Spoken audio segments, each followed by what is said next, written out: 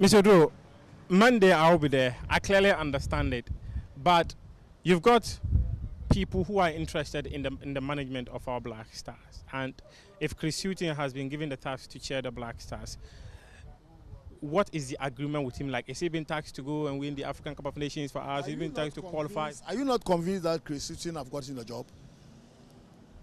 Are you convinced that he have the job, or you are not convinced? I'm not convinced that he has a job. Okay, Monday, meet us at Kumasi. What influenced the decision of the FA to hire Chris Hughton?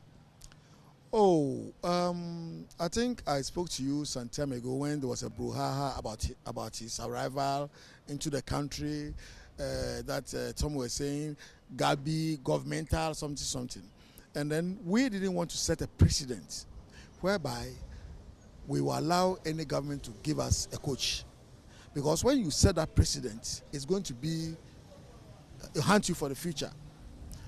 But the man was interested. We had opportunity to talk to the man on about 3 people spoke to the man one-on-one, and we saw that the man had a desire to work for Ghana.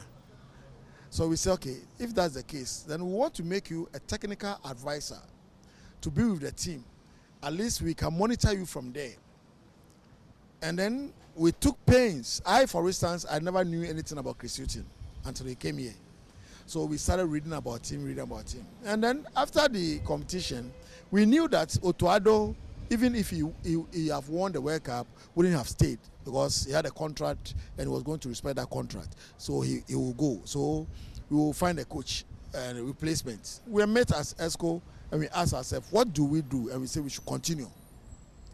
Because the players that we have now are players that we are going to use for the future. Because if you have a players that have the age range of 24 years, then that means they can go in future to about 30 years. So the people who brought them up should be there.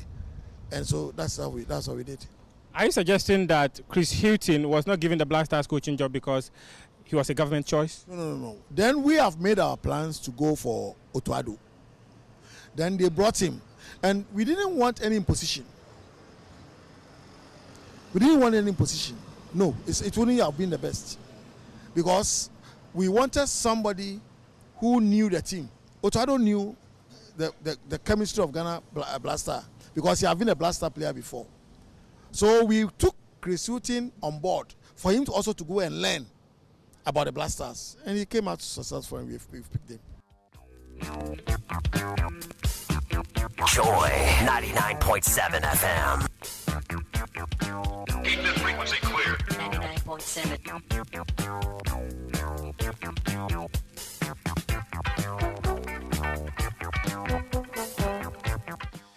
Nana Odro Safo speaking there to Muftar Nabla Abdullahi of the Joy Sports Desk. Also this week, we had a response from the government on our ongoing Bush Resource Center series. It's a series that seeks to find out the state of completion of the resource centers that were promised. Over $20 million was allocated and indeed is supposed to be spent on 10 resource centers across the 16 regions. They are in various stages of completion. We've been going around the country and we've been showing you the states of some of these centers. In response, the government says that it's been prioritizing the work of the centers so that it does not spend indiscriminately. Pius Inyam Hajide has been speaking for the government on this matter with the Joy News team since last week, and this week he was on the PM Express and he put out the following. The management of the National Youth Authority made a strong case that it appears that the projects have delayed. And in our view, we were spreading ourselves too thin by focusing on 10 projects simultaneously at the same time. The pace of development was very, very slow because resources were trickling in. You know how government resources are mobilized and how they are in insufficient and limited supply. So if you are giving, for instance, 20 million cedis or 10 million cedis, and you wanted to spend that 20 million cedis on 10 projects over 1 year, the amounts cumulatively may sound huge, but individually, you would be spending an average of 2 million per project. And this is how much work you may be able to do.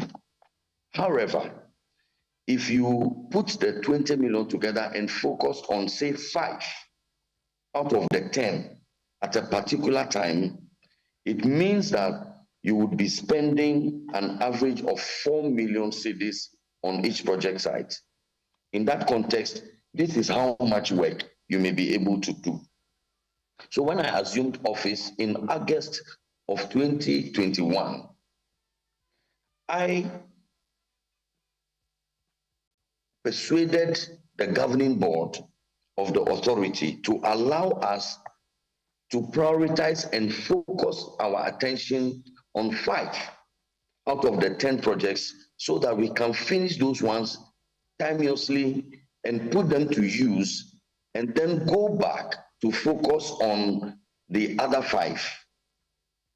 In my view, and in the view of management, if we did that, we will be able to complete the projects on time, and it will prevent us from spreading ourselves too thin, which has been the reason why the projects may have delayed when I assumed office in 2021 in August. And I think that that position has been justified because, as we speak, 6 of the project sites are virtually ready for use. In fact, the last 60... Which of them? Which of them? Which are the 6? I'll name them to you, Evans. Okay. In fact, the celebrations of the 66th independence anniversary, which were just held in Ho a fortnight ago, were held in our facility, the Youth Resource Center in Adakulu in the Volta region. But wasn't that only made ready because it was designated as a host center for the 6th March? Absolutely not. We activated action on the whole stadium way before the announcement of the selection of Ho. In fact, Ho was selected because of the state of work that had gone into Ho. That's why it was selected in the first place. So is Ho 100% complete? Ho is phase 1 and phase 2 put all together. We are at the terminal stages.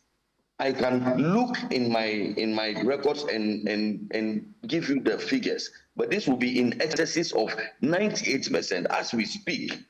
What I am informed is happening is the walling at the very back and painting. The walling, the extension of the wall. We noticed that at the back of the stadium, the wall was quite short and there was a need to add a few courses of, blocks on the wall. That is happening now, and painting of the walls. Pius Enam Hajide is the Chief Executive Officer of the National Youth Authority, and he was speaking to Evans Mensah on PM Express earlier this week.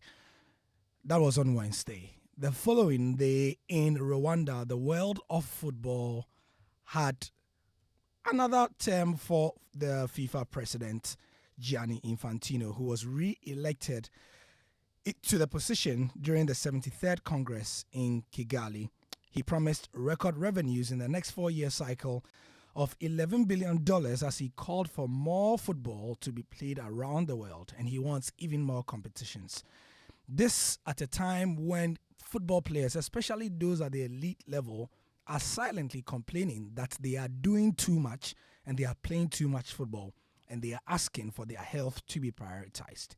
Infantino stood unopposed, making his re-election as head of football's governing body a formality, even if he is not universally popular among member associations. Amid controversy, as you may know, including the treatment of migrant workers in the run-up to last year's World Cup in Qatar, and a failed plan to play the tournament every 2 years. So, what happened at the FIFA Congress? Report by Razak Musbao of the Joy Sports Desk.